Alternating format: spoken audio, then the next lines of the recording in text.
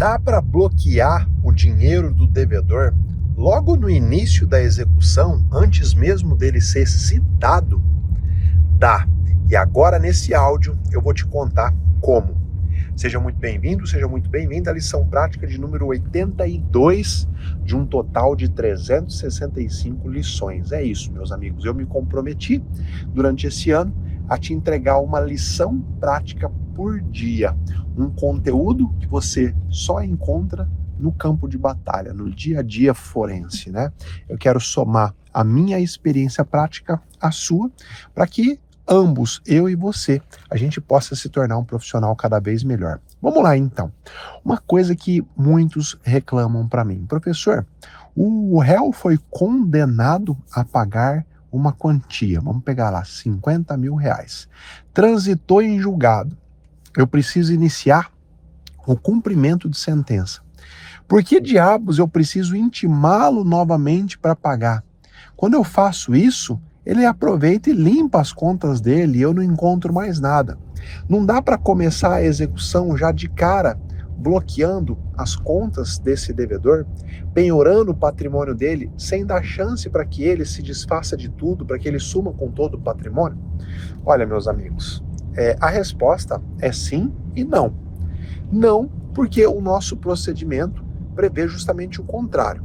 Seja para pedir o cumprimento de uma sentença, ou seja para executar um título extrajudicial, a nossa lei resolveu que primeiro tem que ser dada a chance do devedor pagar.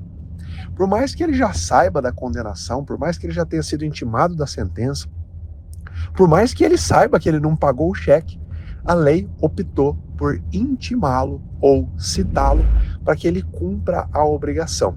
E é óbvio, não existe hipocrisia, é óbvio que isso dá a ele também a chance de limpar as contas bancárias, a chance de transferir o carro para o nome de outra pessoa e dificultar a vida do credor.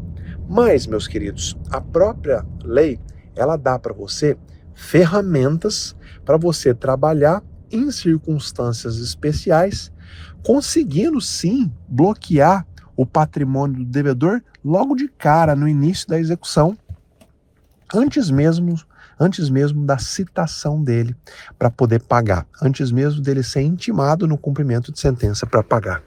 E que ferramenta é essa? Essa ferramenta se chama medida cautelar. As medidas cautelares, elas estão previstas lá na parte do começo do Código de Processo Civil.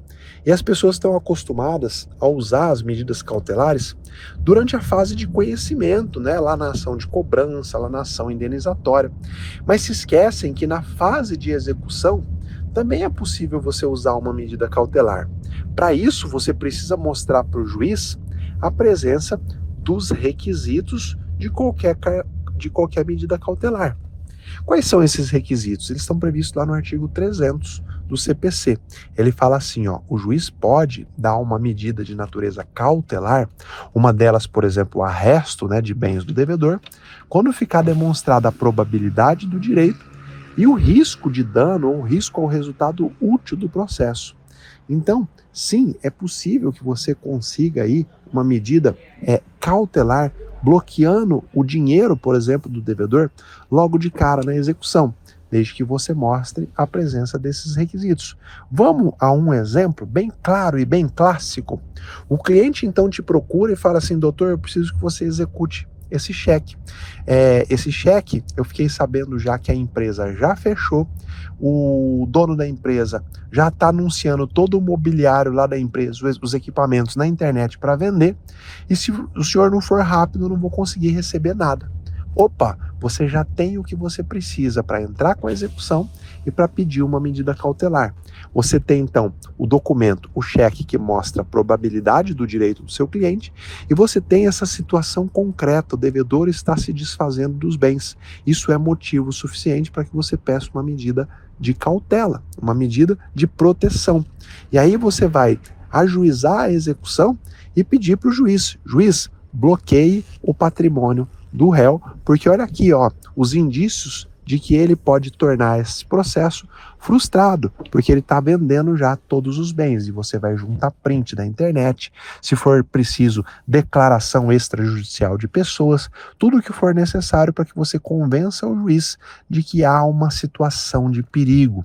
Veja, o plus, aquilo que você precisa para bloquear o patrimônio do devedor logo no começo da execução, é a demonstração de alguma atitude prática que revela um perigo, que se o juiz não agir agora, não adianta mandar citá-lo, que a hora que o processo voltar já não vai mais existir patrimônio.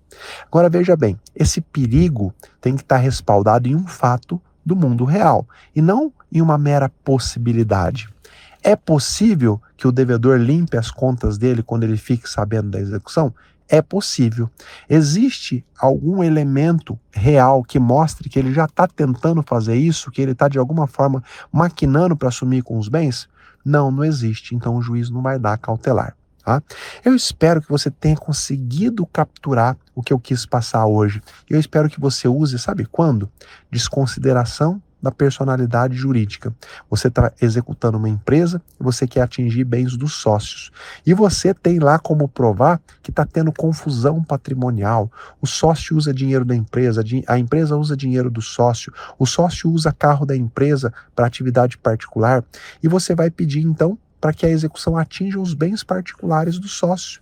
E nesse caso, você já deve pedir uma medida cautelar e mostrar para o juiz, olha juiz, essa atitude dele aqui de misturar o patrimônio já mostra o intuito de ludibriar, de dificultar a vida dos credores. E se a gente não tomar uma medida cautelar, ele também vai limpar as contas particulares como ele fez com a conta da empresa. E aí você mostra para o juiz um fato do mundo concreto que justifica o bloqueio da conta do devedor antes mesmo dele ser citado para a execução. Espero que você tenha capturado essa ideia, que você aplique nos seus casos concretos e tenha cada vez mais sucesso. Fica com Deus e até a próxima lição.